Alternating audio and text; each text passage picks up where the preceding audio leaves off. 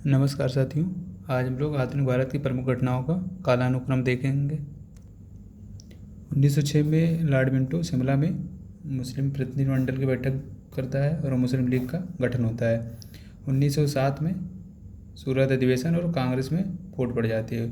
1908 में मुजफ्फरपुर बम कांड, उसमें खुदीराम बोस को फांसी हो जाती है और तिलक को राजद्रोह के अपराध में 6 वर्ष का कारावास होता है। और 1909 में भारतीय परिषद अधिनियम माल्य मिंटो सुधार आता है। मदन लाल ढींगरा ने लंदन में अंग्रेज कर्जन वायली की हत्या कर दी और एसपी सिन्हा वायसराय के कार्यकारी परिषद पार्षद नियुक्त हुए। 1911 में दिल्ली में ब्रिटिश सम्राट के राज्याभिषेक हेतु दिल्ली दरबार का आयोजन किया गया और 1912 में दिल्ली राजधानी बनाई गई और 12 में ही लॉर्ड हार्डिंग पर दिल्ली में बम फेंका गया। 1913 में गांधी जी का दक्षिण अफ्रीका में सत्याग्रह सफल और सैन फ्रांसिस्को में भारतीय गदर दल का गठन हुआ। 1914 में तिलक जेल से छूटे और 29 सितंबर को एक प्रकरण होता है, उसका नाम है कामागाटा मारू प्रकरण। 1915 में महात्मा गांधी का दक्षिण अफ्रीका से भारत आगमन होता है और 16 में बीएचयू की स्थापना होती है और 16 में ही तिलक ने पूना में होम रूल लीग की स्थापना की और एनी बेसेंट ने मद्रास में। अप्रैल 1917 में गांधी जी ने चंपारण में आंदोलन किया और जून में एनी बेसेंट की नज़रबंदी हुई और 20 अगस्त 1917 को मांटेंगू की उत्तरदायी सरकार के विषय में घोषणा हुई।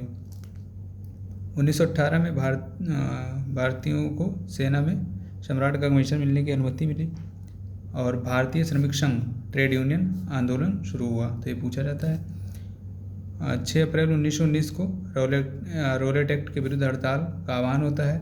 9 अप्रैल को डॉक्टर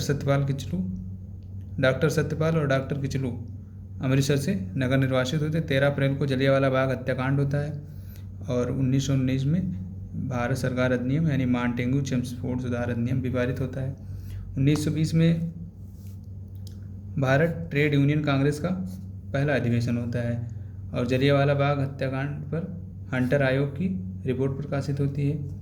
गांधी जी का प्रथम असहयोग आंदोलन शुरू होता है।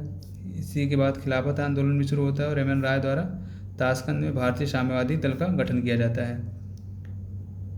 1921 में मोपला विद्रोह होता है मालाबार में और 1922 में 4 फरवरी को चौरी चौरा घटना होती है और 12 फरवरी को महात्मा गांधी ने आंदोलन वापस ले लिया था। 1924 में कानपुर में अखिल भारतीय साम्यवादी दल का गठन होता है और 1925 में विट्ठल भाई पटेल विधानसभा में प्रथम भारतीय अध्यक्ष नियुक्त हुए। 1927 में साइमन आयोग का गठन हुआ और नौसेना अधिनियम पारित हुआ, मुस्लिम लीग का विभाजन हो गया। 1928 में नेहरू रिपोर्ट में भारतीय संविधान के सिद्धांतों का प्रतिपादन किया गया। HSRA का गठन हुआ, हिंदुस्तान सोशलिस्ट रिपब्लिकन एसोसिएशन का, और कृषि के लिए एक शाही आयोग की रिपोर्ट प्रकाशित हुई। 1929 में शारदा एक्ट आया जिसमें क्या कहा गया कि जो हिंदू महिलाएं हैं तथा युवकों महिलाओं की उम्र कितनी होनी चाहिए 14 और जो पुरुष हैं उनकी उम्र 18 वर्ष होनी चाहिए विवाह के लिए। और क्या है, साम्यवादियों के विरुद्ध मेरठ में षड्यंत्र का अभियोग चला और 8 अप्रैल को भगत सिंह तथा बटुकेश्वर दत्त का विधानसभा में बम फेंकना।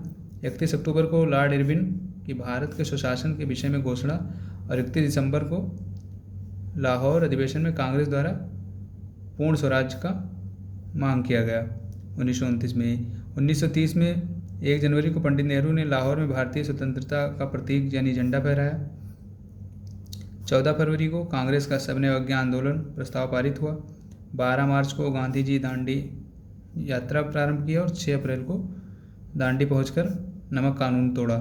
25 अगस्त को कांग्रेस कार्य समिति गैर कानूनी घोषित हो जाती है।